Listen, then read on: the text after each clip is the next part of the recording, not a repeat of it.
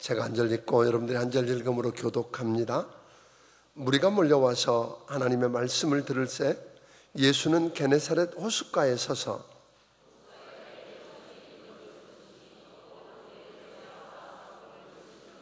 예수께서 한 배에 오르시니 그 배는 시몬의 배라 육지에서 조금 떼기를 청하시고 앉으사 배에서 무리를 가르치시더니 말씀을 마치시고 시몬에게 이르시되 깊은 데로 가서 그물을 내려 고기를 잡으라. 아멘. 오늘 시간에는 우리 목사님께서 우리 베드로의 비밀이라고 하는 제목을 가지고 우리 조경 목사님 말씀하실 때 큰 은혜가 있게 되기를 바랍니다. 목사님 헌금이어서 기도해 주시고 말씀해 주시겠습니다.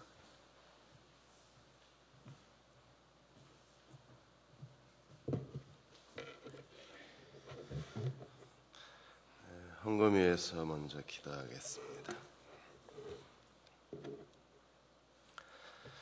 아버지 하나님, 이 아침에도 과부의 두 랩돈처럼 없는 가운데 힘든 가운데 하나님의 은혜를 사모하고 주의 축복을 갈망하며 주 앞에 자신의 모든 것을 드린 예물 위에 주님 축복하여 주옵소서.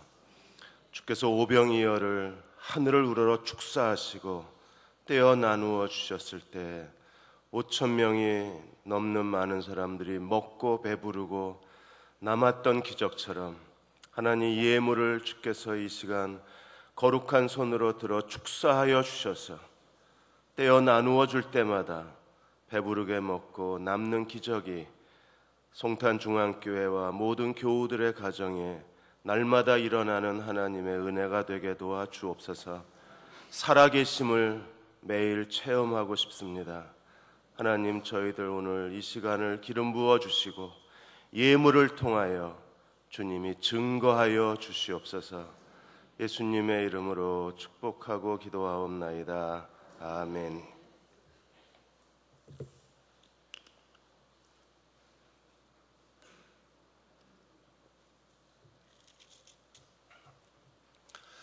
이번 런던 올림픽에서 여러분이 본 것처럼 한국 선수들에 대해서 오심 판정이 많았습니다. 박태환, 조준호, 신아람 오심의 희생양으로. 그래서 신아람 선수 같은 경우에는 마지막 폐회식 장면에 울고 있는 모습이 화면에 타기도 했었습니다. 왜 이런가? 왜 유독 한국에 대해서만 이렇게 오심 판정이 많은가? 경희대 이정학 교수가 말하기를 스포츠 룰을 대부분 다 서양 사람들이 만들었는데 이 스포츠에 대한 주인의식이 강하다고 했습니다. 근데 자기네들은 경제적으로나 스포츠 면에서 자꾸 위축이 되는데 한국이 너무 치고 나오니까 한국에 대한 경계 심리가 강하다고 말했습니다. 그래서 스포츠 분야, 경제 분야, 외교 분야에서 이제 한국이 세계인들이 두려움을 느낄 정도로 점점 더 강해지는 거예요.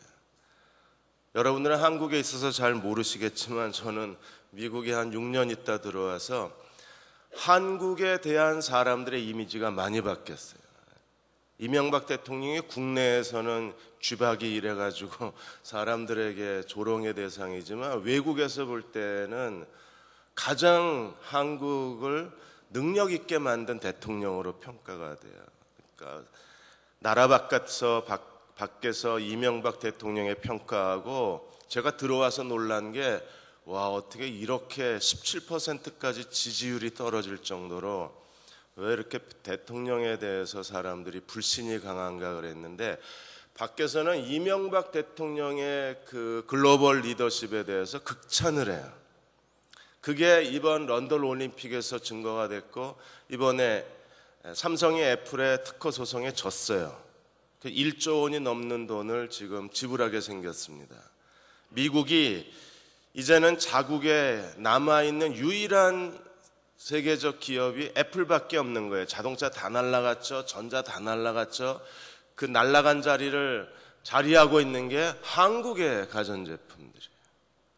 유럽이 한국 자동차 너무 치고 들어오니까 이제 기아 자동차에 대해서 제재 조치를 하고 일본은 아주 발악을 하고 대만도 발악을 하고 여러분 이게 한국이 이제 글로벌 리더십에서 어느 정도 자리를 찾기 시작을 하자 전 세계가 한국에 대해서 질투심과 열등감과 비교의식이 있는 거예요.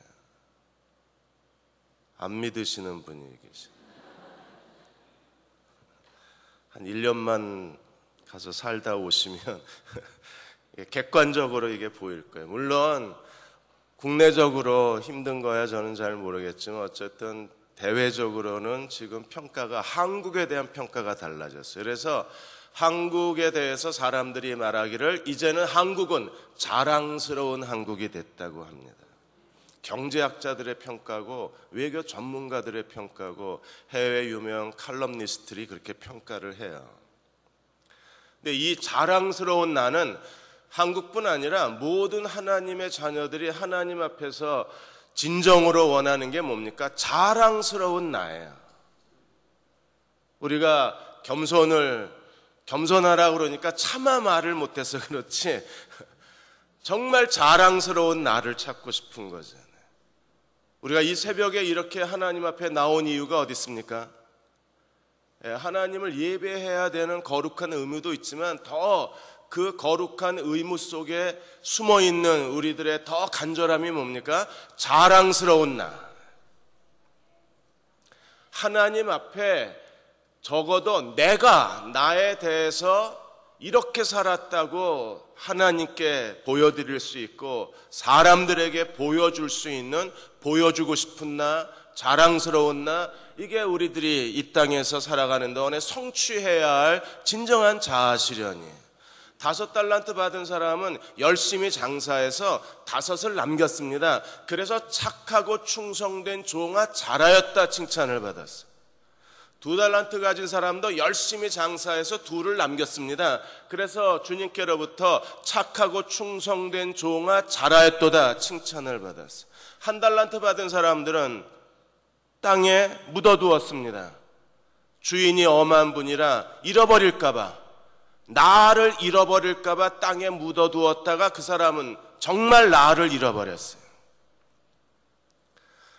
나를 잃어버리고 싶지 않은 거예요. 우리는 나를 남기고 싶어요. 하나님이 내게 5을 주셨으면 5을 남기고 하나님이 2를 주셨으면 2를 남기고 싶어요. 그럼 어떻게 자랑스러운 나를 만들어낼 수 있나?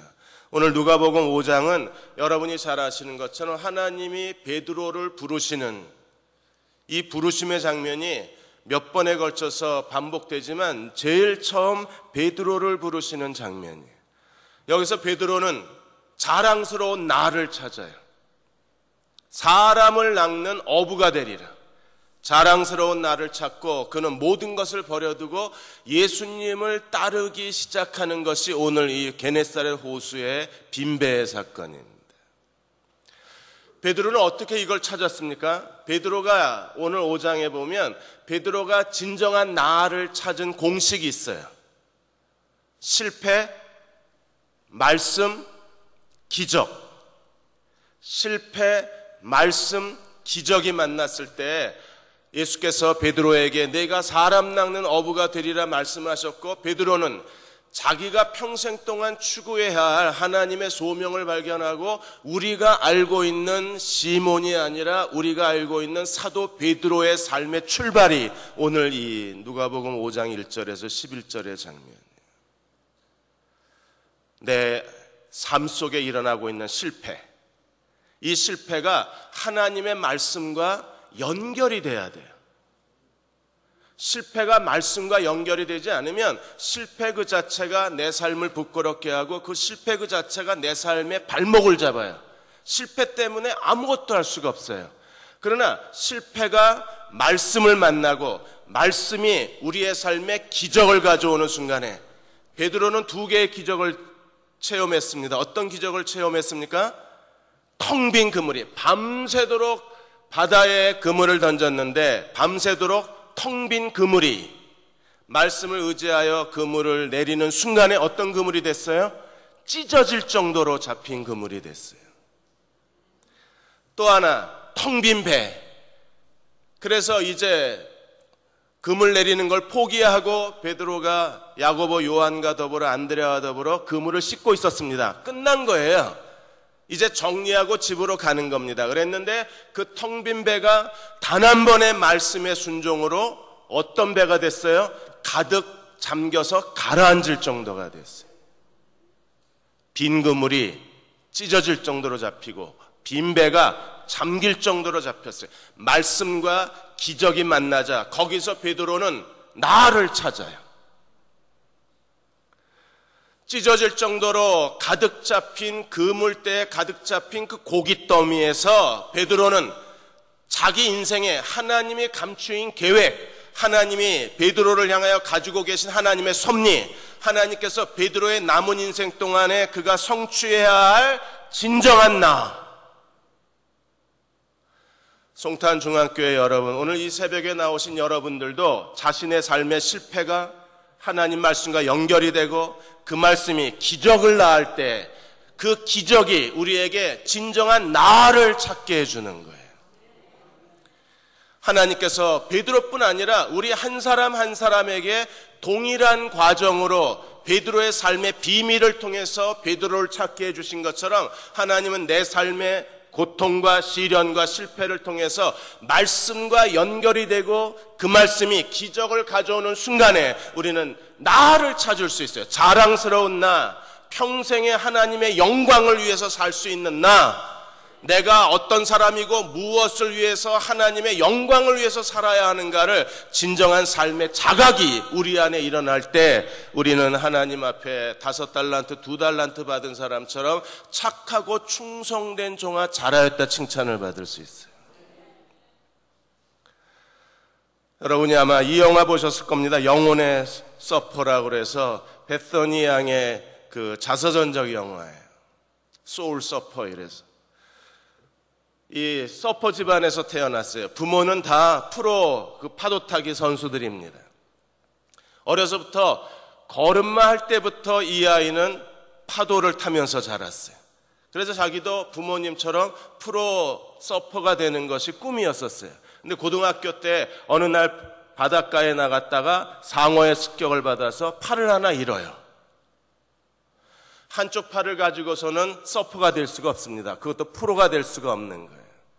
모든 걸 절망합니다. 모든 걸 좌절합니다.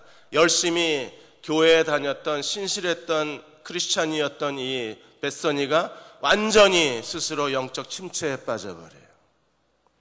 자기 꿈을 잃어버린 거예요. 내가 없어졌어요.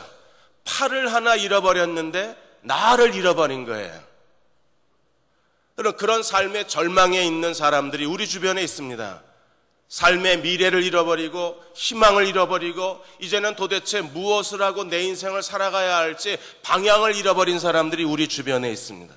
아무렇지도 않게 지금 이 아침에 나와 있지만 그러나 이 베서니처럼 갑자기 삶이 가로막히고 막다른 골목에 처하고 내가 무엇을 위해서 살아야 되나 미래의 방향을 잃어버린 사람들이 있어요.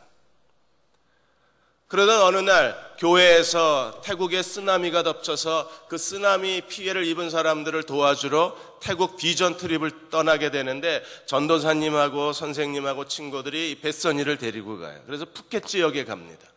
참혹한 쓰나미가 덮친 폐허의 현장에서 사람들이 가족을 잃어버리고 부모를 잃어버리고 우는 아이들을 보면서 베서니가 이 아이들을 돕고 그리고 이젠 바다가 무서워서 바다로 나아가지 않는 주민들을 데리고 다시 바다와 친근해지게 만들면서 거기서 베서니가 주님 앞에 무릎을 꿇어요. 그리고 하와이에 돌아와서 한쪽 팔로 다시 서핑을 하기 시작합니다. 수만 번을 뒤집혀지고 수만 번을 물속에서 그 싸우면서 기어이 일어나요. 서핑 위에서 일어나요. 그리고 하와이 전국 대회에서 5위를 합니다. 그리고 전 미국 대회에서 1위를 해요. 그리고 다시 프로 서퍼의 꿈을 키워가고 마지막에 그 장면에 베서니가 그 서핑을 즐기면서 베서니는 오늘도 서퍼를 한다고 이렇게 나와요. 자막이. 그녀가 어떻게 말했습니까? 내 삶에 다시 일어설 수 있는 용기를 누가 주셨어요? 예수님이 주셨다고 고백해요. 실패가 있습니다. 실패 그 자체에 있으면 실패가 우리의 삶을 완전히 감옥으로 만들어요. 거기서 아예 종신형을 선고받은 사람들이 있어요. 빠져나올 수가 없습니다. 이 실패가 하나님의 말씀과 연결이 되는 순간에, 그리고 그 말씀을 통해서 하나님의 기적이 일어나는 순간에, 잃어버린 나를 찾고 우리가 하나님 앞에 서는 순간에 하나님은 우리의 삶에 우리가 생각하지도 구하지도 않았던 새로운 비전, 새로운 도전, 새로운 길을 우리에게 허락해 주시는 거예요. 이번에 여러분들이 하나님의 말씀과 연결되시는 종들이 되시기를 축원합니다. 실패는 우리에게 있어요. 무능이 우리에게 있습니다. 내 힘으로 어쩔 수 없는 삶의 고난이 우리에게 이미 있어요. 이 시련이 하나님 말씀과 연결될 때까지, 오늘 베드로는 어땠습니까? 하나님 예수께서 5장 1절에 어떻게 시작을 해요? 바닷가에서 하나님의 말씀을 가르치시면서 이 사건이 시작이 돼요. 그래서 군중들이 하나님의 말씀을 듣다가 너무 많이 몰려오니까 예수께서 어떻게 하셨습니까? 2배가 있는데 그 중에 특별히 누구 배를 요청하세요? 베드로. 그래서 배를 임시로 예수께 대여를 해드렸어요. 배를 빌려줬으니까 집에 갈 수가 없잖아요. 억지로 그 자리에 앉아서 언제까지 들었어요? 4절에 말씀을 마치실 때까지. 예수님이 30분 설교하셨을까요? 1시간 하셨을까요? 2시간 하셨을까요? 몇 시간을 했는지 몰라요. 그런데 어쨌든 베드로가 말씀을 마칠 때까지 꼼짝없이 하나님 말씀을 들어야 했었어요. 억지로라도. 그리고 나서 말씀을 마치시고 시몬에게 이르시되 깊은 데로 가서 그물을 내려 고기를 잡으라 말씀에 의지하여. 단 한 번 우리가 하나님의 말씀을 오래도록 들어야 합니다.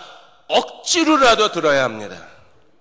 9월부터 시작하는 창세기 성경 공부 여러분들이 하기 싫어도 내 마음 몸으로 거부를 해도 우리가 억지로라도 순종하고 말씀 앞에 오래도록 앉아있고 하나님 말씀을 계속해서 들으면 어느 순간에 성령께서 그 말씀 중에 어느 한 말씀이 우리에게 마음을 사로잡고 그 말씀이 깨달아지고 그 말씀이 빛이 되어서 우리 마음에 비치고 그 말씀이 나를 사로잡는 순간에 그 말씀을 붙들고 순종하는 순간 하나님의 기적이 일어나고 그 기적은 기적으로 끝나는 게 아니라 나를 찾는 기적이에요.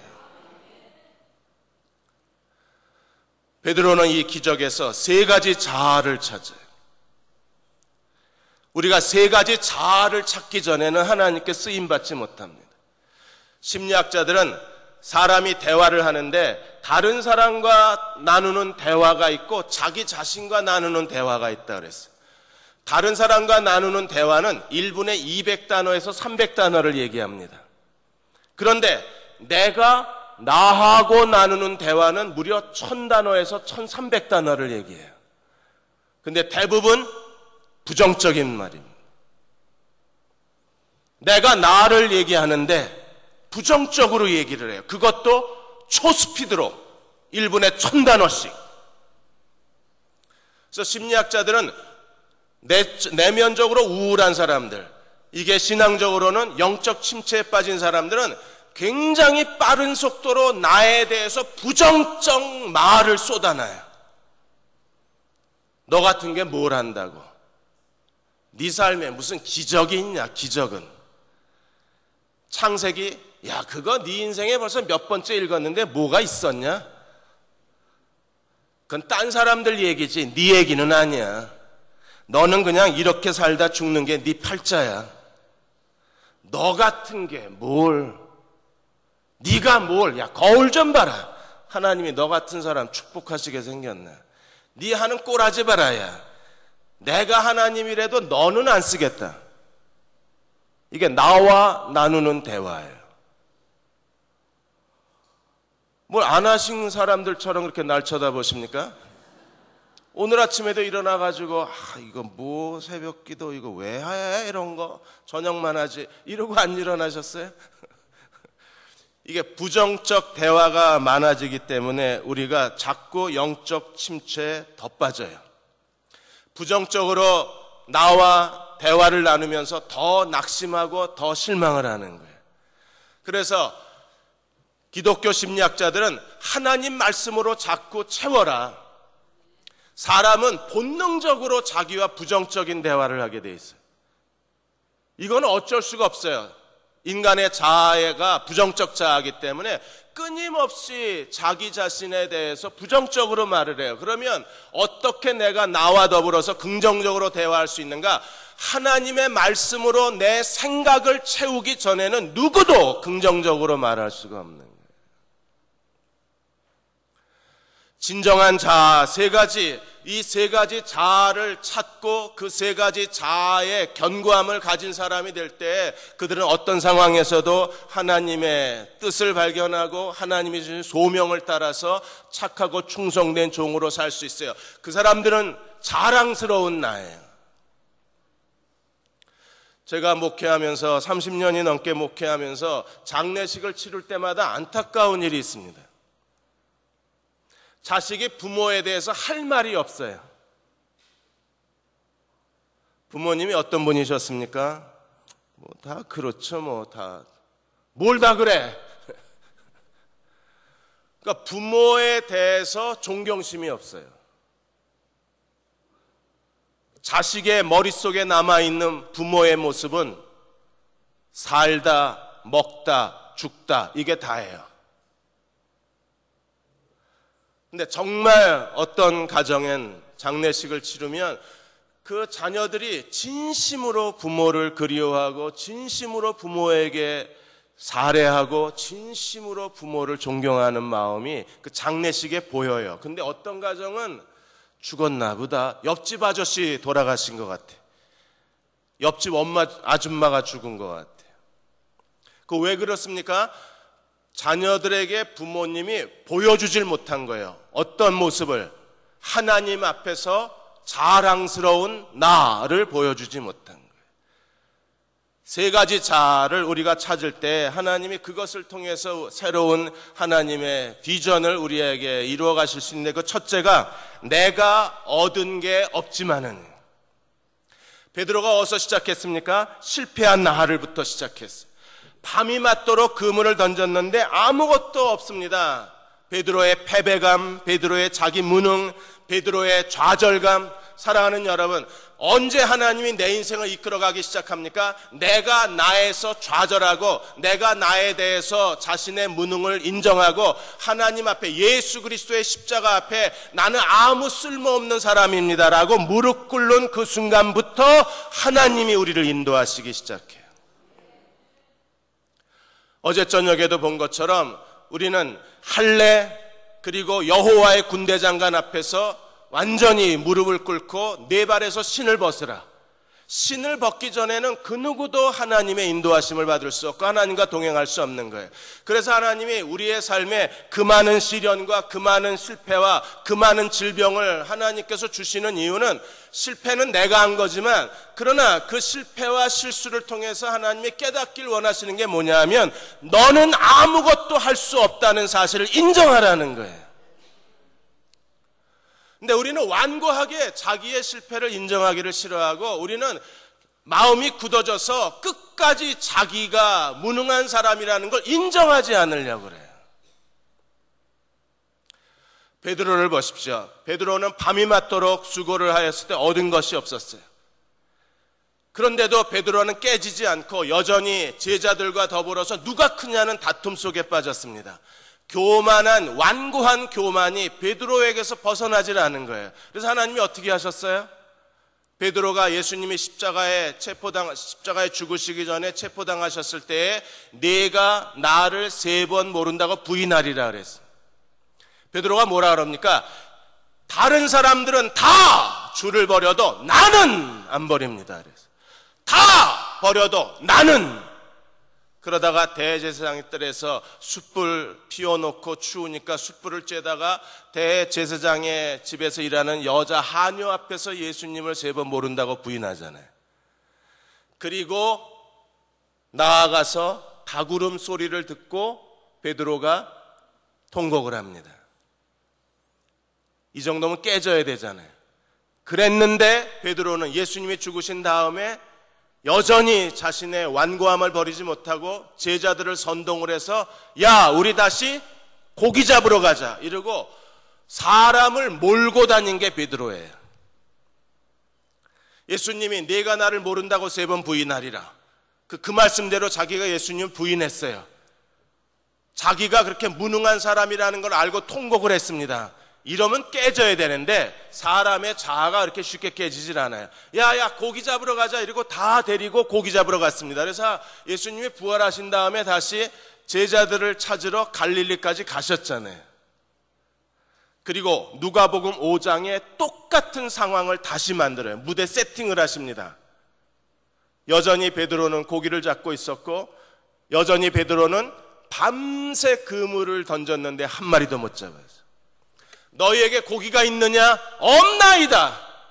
누가복음 5장에서도 없나이다. 요한복음 21장에서도 없나이다. 요한복음 21장에서는 배 오른편에 그물을 던지라는 순간에 고기 잡은 것이 심이 많아 그물이 찢어질 정도가 됐습니다. 큰 고기만 153마리. 그래서 모나미 153이 거기서 나온 거예요. 153마리. 베드로가 그 순간에 주시다 하고 뛰어들어갔습니다. 예수님이 제자들을 기다리면서 어떻게 하고 계셨어요? 숯불에. 불과 사나흘 전에 대제사장에서 뜰에서 예수님을 부인하고 저주했던 그 숯불 앞에 주님이 앉아 계신 거예요. 숯불, 주님, 숯불. 그래서 베드로는 평생 숯불구이는 안 먹었어요. 그러면서 자기가 얼마나 무능하고 자기가 얼마나 허약한 사람인가를 깨닫고 예수님께서 물어보셨잖아요. 다른 사람들보다, 여기에 있는 다른 사람들보다 내가 나를 더 사랑하느냐? 다른 사람은 다 버려도 나는, 이랬던 베드로가 완전히 깨져서 예수님이 그 질문을 그대로 반복하셨잖아요. 다 버려도 주님이 질문을 반복하시기를 이 사람들보다 나를 더 사랑하느냐? 베드로의 나가 없어졌어요. 나는, 이랬던 베드로가 주님의 3번 부인, 3번 질문, 네가 나를 더 사랑하느냐? 그 질문에 베드로가 뭐라고 대답합니까? 내가 주님을 사랑하는 걸 주님이 하십니다. 나는, 이게 없어지고 이제는 자신이 없는 거예요. 그래서 뭐라 그래요? 주님이 하십니다. 자신의 실패를 알 때, 그때 예수께서 베드로에게 지금까지는 네 맘대로 돌아다녔지만 이제는 네가 억지로 누군가에 의해서 끌려다닐 거고, 그리고 내 양을 치라, 내 양을 먹이라, 내 어린 양을 먹이라. 새로운 사명을 받고 사도행전으로 넘어가면서 베드로는 천국 열쇠를 가지고 예루살렘 교회, 유대인의 교회 문을 열고 고넬료를 통해서 이방인 교회의 문을 여는 천국 열쇠를 가진 자가 되는 거예요. 하나님이 여러분에게 계속해서 시련과 실패를 주셨을 때 나를 찾으세요. 어떤 나? 무능한 나. 하나님 앞에 아무것도 할 수 없는 쓸데없는 나. 그래서 로마서 7장에서 바울도 뭐라고 고백했습니까? 그 오랜 시련을 통해서 바울이 깨달은 게 뭐예요? 내 속에 선한 것이 하나도 없나이다. 완전히 하나님, 나는 난지도 쓰레기통입니다. 내 속엔 더러운 것밖에 없습니다. 내 속에는 냄새나는 것밖에 없습니다. 하나님, 저는 정말 무익한 종입니다. 저는 정말 무능한 사람입니다. 나는 아무것도 할 수 없는 사람입니다. 라고 주님 앞에 나를 인정해야 돼요. 깊은 데로 가서 그물을 던지라고 했을 때 베드로의 대답이 어디서부터 시작합니까? 밤새도록 내가 수고를 하였으나 얻은 것이 없는 사람입니다. 얻은 것이 없다. 나는 이제 더 이상 아무 방법이 없다라고 그 사실을 인정한 사람들만이 그때 가서야 하나님께서 명령하신 대로 순종할 수 있는 거예요. 자기를 체념한 열등감의 사람하고 성령의 은혜로 훈련을 통해서 자기 포기를 한 사람하고는 달라요. 이번에 한국 배드민턴이 중간에서 탈락했습니다. 왜 그랬습니까? 고의로 져줬어요. 한국, 인도네시아, 일본, 중국 선수들이 스스로 중국의 최강팀하고 만나기가 싫으니까 고의 패배 사건을 일으켰잖아요. 게으르고 나태해서 실패한 건 도움이 안 돼요. 게을러서 자기를 숨기느라고 나는 아무것도 할 수 없는 사람입니다. 자기를 은폐하는 건 이건 진정한 내가 아니에요. 밤새도록 그물을 던졌음에도 아무것도 없을 때 이게 진정한 나예요. 내 인생에 최선을 다하고 내 인생의 모든 노력을 다했는데도 아무것도 없다. 그 실패를 통해서 무능한 나를 찾아낸 사람들이 십자가로 나아갈 때 거기에서 하나님의 은혜가 폭발하는 거예요. 여러분들의 삶 속에서 일어나고 있는 시련과 실패를 우리가 소중히 여길 필요가 있어요. 그 실패를 통해서만 무능한 나를 찾아낼 수 있기 때문에. 그래서 혼다 자동차의 혼다 소이치로가 뭐라 그랬습니까? 많은 사람들이 은퇴하면서 실패하지 않은 걸 자랑하지만 그 혼다 정신이 아니라 그랬어요. 혼다 정신이 무엇입니까? 실패해라. 계속 더 실패해라. 그리고 새로운 걸 만들어내라. 이게 혼다 스피릿이라 그랬어요. 하나님 나라도 마찬가지입니다. 실패해라. 더 많이 실패해라. 밤새도록 그물을 던져라. 빈 그물일지라도 그물을 던져라.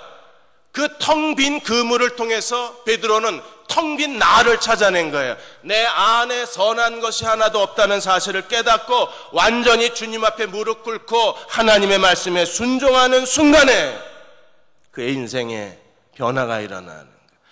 커넥트 앤 체인지입니다. 여러분들이 제일 먼저 연결되어야 될 게 실패예요.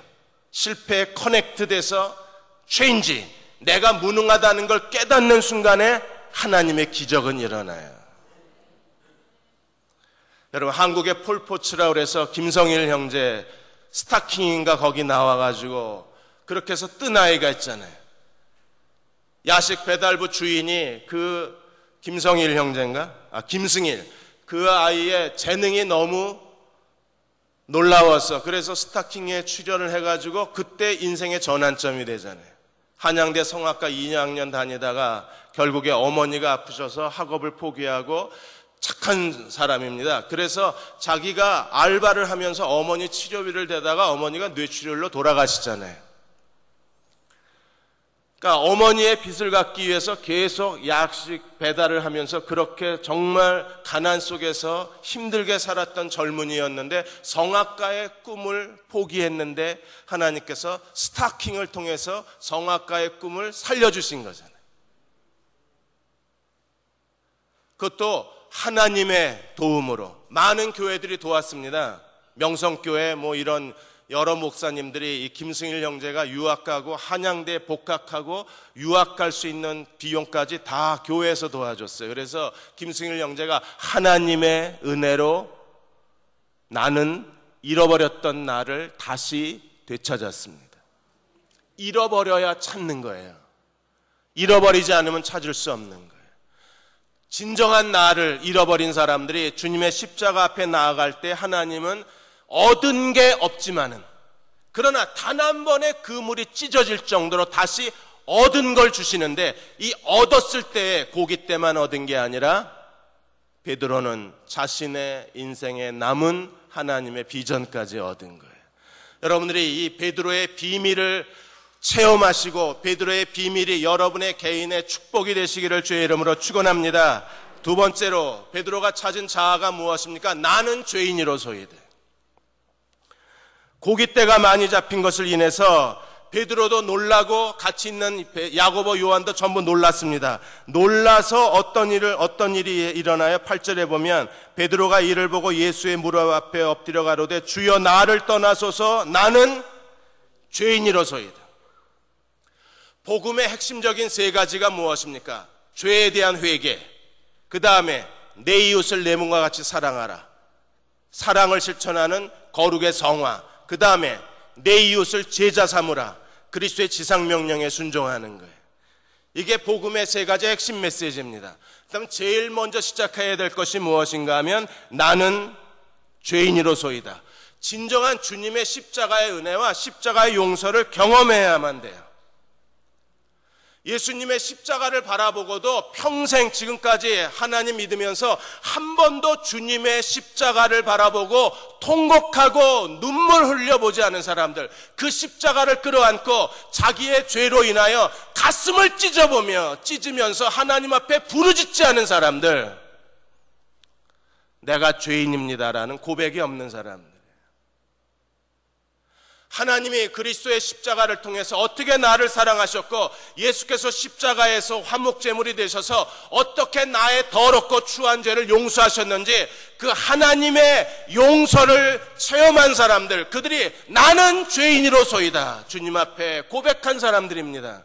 이 고백이 없이 주님을 따라가기 때문에 우리들의 삶이 형식적이 되는 거예요.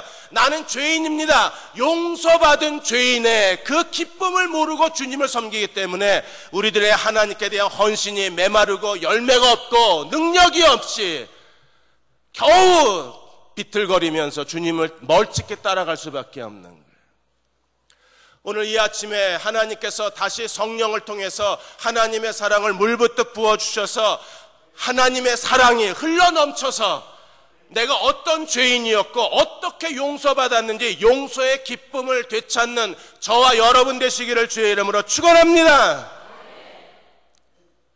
다시 이걸 찾아야 돼요. 용서받은 죄인. 그래야 더 이상 하나님 앞에 불평이 없고 더 이상 삶에 염려가 없고 용서받은 죄인, 그것만으로도 나는 오늘 감사하고 살 수 있는 거예요.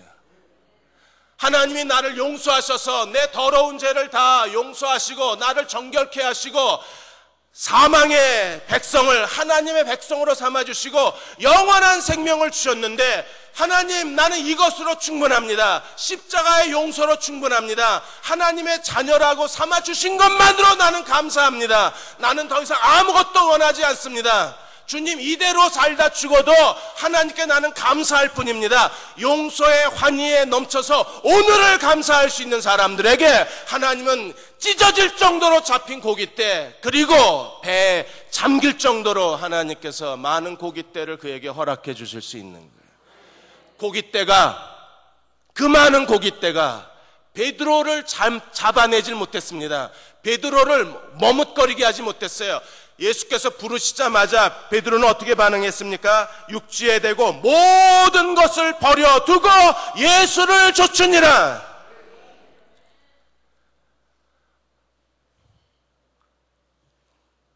자기가 용서받은 죄인이라는 이 거룩한 환희, 거룩한 감동, 거룩한 기쁨을 잃어버린 사람들은요, 고깃대가 더 커 보여요. 그러나 용서받은 죄인을 깨달은 사람들은 그 많은 고깃대보다 주님이 더 크신 거예요. 그래서 다 버리고 가도 아깝지 않은 분이 주님이십니다. 그래야 하나님이 더 크게 쓰시고 하나님이 더 크게 영광을 받으시는 거예요. 저는 수원에 사는데 의왕시에 가면 서울 구치소가 있습니다. 구치소에 정부가, 작은 정부가 만들어졌어요. 이상득 전 새누리당 의원이 수감이 되면서 이명박 정부의 현 실세 3인방이 다 저희 가까운 데 계세요. 의왕시에 계십니다. 현직 대통령의 친형이 거기 계시고 대통령의 멘토라고 하는 최시중 위원장도 계시고 대통령의 신복으로 알려진 박영준 전 지식경제부 차관까지 거기 다 계십니다. 고위공직자들 다 거기 계시고요. 그 다음에 솔로몬 은행 저축은행 사태를 일으키신 은행장들도 다 거기 계세요. 정재계 사람들이 다 거기 한 군데 모여 계세요. 그래서 거기 있는 사람들만 모아도 정부 하나가 된대요. 사법, 입법, 행정이 가능한. 여러분, 이 사람들이 어떤 사람들입니까? 저축은행 사태로 인해서 가난 속에서 힘들게 돈을 모아서 미래를 꿈꿔왔던 수천 명의 사람들이 희생을 당했어요. 저축은행 은행장, 솔로몬 은행장, 이 사람들이 전부 소망교회의 소금의 사람들이에요.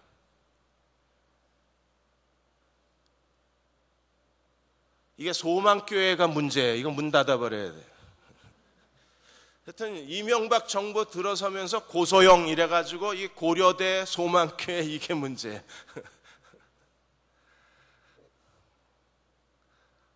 왜 그 사람들은 그랬을까? 한국의 대형교회, 그것도 경제인의 모임인 소금의 멤버들이 왜 이런 엄청난 비리를 저질렀습니까? 수백억, 수천억 자산을 몰래 숨겨놓고 서민들의 호주머니를 털어서 사회적으로 이 경제적 파국을 일으킨 이 사람들은 도대체 머릿속에 뭐가 들은 거예요? 이 사람들은 하나님의 은혜 알기는 압니까? 하나님의 사랑이 뭔지 아는 사람들이 이 짓거리를 해요. 예수께서 어떤 분이신가를 아는 사람들이 어떻게 이렇게 이 사회 전체를 뒤흔들어 놓을 수 있습니까? 도대체 왜 이래요? 뭐가 잘못된 겁니까? 이 사람들은 교회에 왜 다니는 거예요? 우리가 정말 주님 앞에 내가 용서받은 죄인임을 가슴으로 고백하지 않는 사람들은 누구라도 이 소망교회 소금회처럼 자기 이익, 자기가 원하는 것을 얻기 위해서는 세상 사람보다 더 악하고 세상 사람보다 더 탐욕적이고 세상 사람보다 더 사납고 세상 사람보다 더 악랄한 거예요. 소금에 그런 인간들이 무슨 소금이에요. 그래도 성경 주워 들은 건 있어가지고 너희가 세상의 빛이요 너희가 세상의 소금이라 그러니까 세상의 부패를 방지하겠다는 소금에 그래서 만들었을 거 아니에요. 지네들이 부패면서. 그래서 제가 이 사람들 의왕시 서울구치소에다가 소금을 좀 1001념으로 한 봉지씩 선물 소포를 보낼까. 소금회라는 이름이 부끄럽잖아요. 이 사람들이 왜 이렇게 이중적입니까? 사람들이 왜 이렇게 위선이에요? 몰라요. 뭘 몰라요? 주님의 십자가의 그 은혜와 용서를 몰라요. 여러분 오늘 누가복음 5장은요 이 죄에 대한 용서가 가득 찬 장입니다. 그래서 12절에서부터 문둥병자 한 사람이 왔을 때 예수께서 치유하시고 14절에 뭐라고 말씀하셨어요? 제사장에게 가서 내 몸을 보여라. 왜 제사장에게 가서 내 몸을 보여요? 내 죄가 용서받았다는 걸 율법적으로 증명하는 겁니다.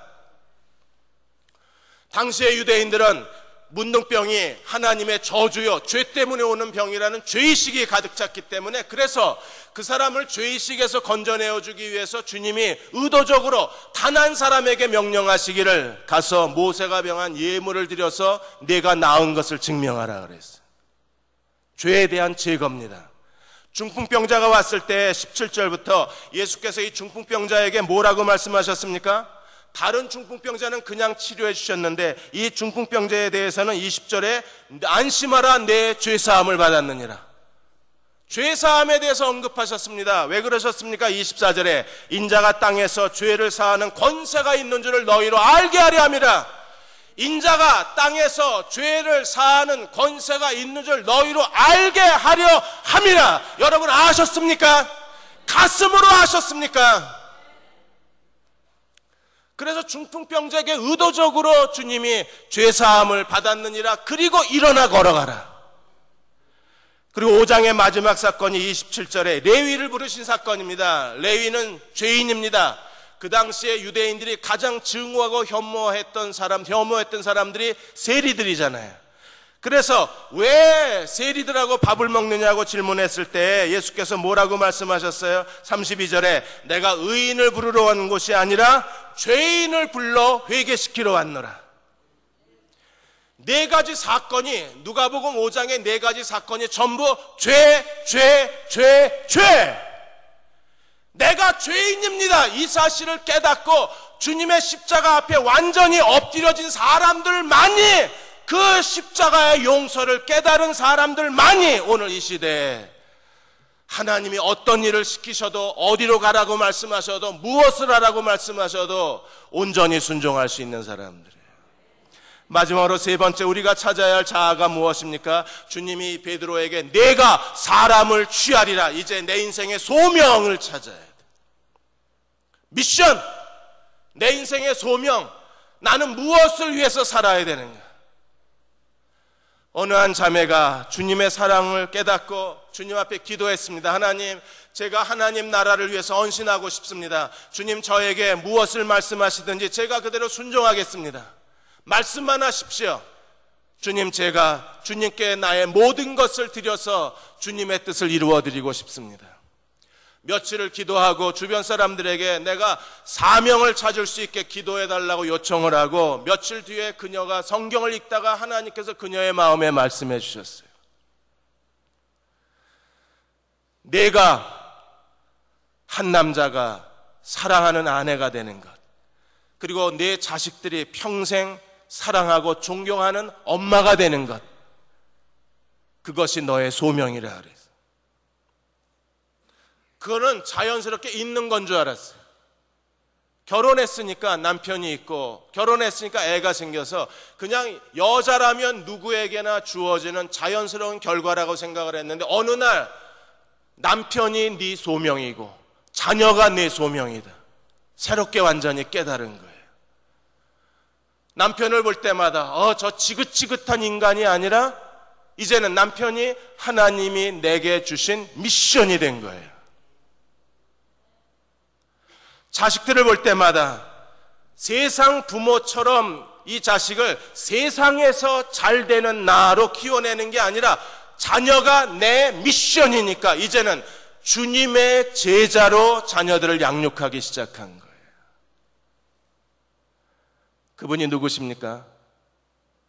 지난번에 5월에 와서 제가 정명훈 씨 어머니 이원숙 목사님에 대해서 말씀드렸는데 이분이 하나님 앞에 기도하다가 자녀들이 내 미션이다. 그래서 자녀들에게 평생을 쏟았어요. 미션이니까. 그래서 음악가, 사업가, 의사로 다 키워냈습니다. 자녀들이 다 큰 다음에 이원숙 목사님이 하나님 제 미션 끝났습니다. 이제 내 하고 싶은 거 할게요. 이러고 신학 가신 거예요. 나이 60 넘어가지고. 그래도 몇 년은 하나님 섬길 수 있겠지. 이러고 이제는 내가 원하는 인생 좀 삽시다. 이러고 신학 가셨어요. 그리고 목사 안수까지 받으신 거예요. 정명훈 씨 TV에 나올 때마다 여러분들이 그 어머니를 기억하십시오. 그리고 그 어머니가 보통 어머니가 아니라 하나님께 자녀를 미션으로 받은 어머니예요. 여러분들 오늘 이 아침에 기도할 때 하나님께서 여러분들에게 미션을 주시는 하나님의 종들이 되시기를 축원합니다. 그래야 내 인생이 그때부터 하나님 앞에 거룩한 제물이 되는 거예요. 실패의 나, 용서받은 나. 데이빗 시멘지가 뭐라 그랬습니까? 용서받아야 할 죄인임을 알고 용서받은 죄인임을 자각하라. 그래야 사단의 교만에 덫에 걸리지 않는다 그랬어요. 사단의 교만이 뭡니까? 사단의 교만에 걸린 사람들은 자기 과시형, 자기만 잘났어. 자기 소멸형, 매사에 남들만 의지해요. 뭐 아는 사람 없어, 도와줄 사람 없어, 맨 사람만 찾아요. 이 사람은 자기 소멸이에요. 뭔가 자기 힘으로 하려고 하지 않고 매사에 다른 사람을 의지해요. 다른 사람을 의존하는 것도 교만이에요. 하나님을 의지하지 않기 때문에. 그리고 자기 비하형, 완전히 자기를 쓰레기통 취급하고 자기를 무능한 사람으로 취급하고 나만 무능한 사람이 아니라 주변 사람들을 다 무능한 사람으로 쳐다봐요. 이런 자아를 가진 사람에게 하나님이 소명을 주실 수가 없잖아요. 용서받은 죄인임을 깨달았을 때 하나님이 내가 사람을 취하리라, 하나님이 그 새로운 소명을 주시고 그 소명을 따라 살아갈 때 남들이 해내지 못한 일들을 우리가 만들어낼 수 있는 거예요. 여러분 그렇게 살고 싶지 않으십니까? 저는요 지금이라도 하나님께서 내게 무엇을 명령하시든지 저는 순종하고자 하고 사람들의 볼 때 그런 외형적인 성공이 아니라 하나님이 보실 때 착하고 충성된 종아 잘하였도다. 이 평가, 주님으로부터 오는 이 평가, 이 칭찬, 그게 오늘 우리가 하나님 앞에 서 있는 가장 큰 이유잖아요. 올림픽 얘기 하나 더 하겠습니다. 한국 여자 양궁이 7연패를 했습니다. 그 사람들이 이번 한국 올림픽에 출전했을 때 여자 단체가 금메달을 딸 수 없을 거라고 다 생각을 했어요. 왜 그러냐 하면 최연주, 이성진, 기보배 세 자매 가운데 최현주가 아주 극심한 슬럼프였어요. 그래서 사방에서 최연주 빼라. 이성진은 아예 노골적으로 언니 때문에 나 금메달 못 따게 생겼다고 그래가지고 몇 개월 동안 최연주하고 이성진이가 대화를 안 나눴어요. 여러분 이성진 얼굴 기억나시죠? 기보배만 생각나시죠 지금? 애가 날카롭게 생겼잖아요. 대화를 안 하고 참석을 한 거예요. 마지막 결승전에 최연주가 내가 여기서 실수하면 나 여기서 죽겠다는 마음을 가지고 쐈는데 8발 중 5발이 텐 관역에 꽂힌 거잖아요. 그래서 팀을 승리로 이끌었습니다. 그제서야 이성진이가 최연주 언니를 끌어안고 언니 미안해. 최연주는 아니야 내가 미안해. 그들이 이 불화를 겪고 최연주 빼라는 아우성을 견뎌내면서 감독이 제일 힘든 거예요. 다 최연주 빼라 그랬는데 최연주를 돌보고 팀을 이끌어가면서 양궁의 금메달을 따기까지 감독의 마음은, 선수든 감독은 그들의 미션은 하나예요. 뭡니까? 금메달. 그래서 다 극복하고 다 이겨내고 다 참아낼 수 있는 거예요. 우리가 미션이 있으면 모든 걸 참아내고 모든 걸 견뎌내고 하나님 앞에 온전히 헌신할 수 있어요. 4가지 M을 가져야 합니다. 첫째 M, 마스터. 내 삶의 주인이 누군가를 알아야 돼요. 두 번째 M, 미션. 내 인생의 소명이 뭔가를 찾아야 합니다. 세 번째 멘토. 누가 내 인생의 스승인가를 알아야 돼요. 송탄중앙교회와 배국순 목사님이 여러분의 영적 인생의 스승인 걸 믿으십니까? 네 번째 메이트, 동료를 찾아야 돼. 내가 혼자 주님을 섬기는 게 아니라 동료가 있어야 돼. 예수님의 겟세마네 동산에서 제자들이 포잘 걸 아시면서도, 코 골고 잘 걸 아시면서도 돌 던진 만큼 베드로, 야고보, 요한을 가까이 두신 것은 누군가가 곁에 있어야 하나님이 나를 쓰시기 때문에. 실패가 말씀과 연결이 되고 말씀과 기적이 연결이 되어서 여러분들이 진정한 나를 찾으시는 주의 종들이 되시기를 주의 이름으로 축원합니다.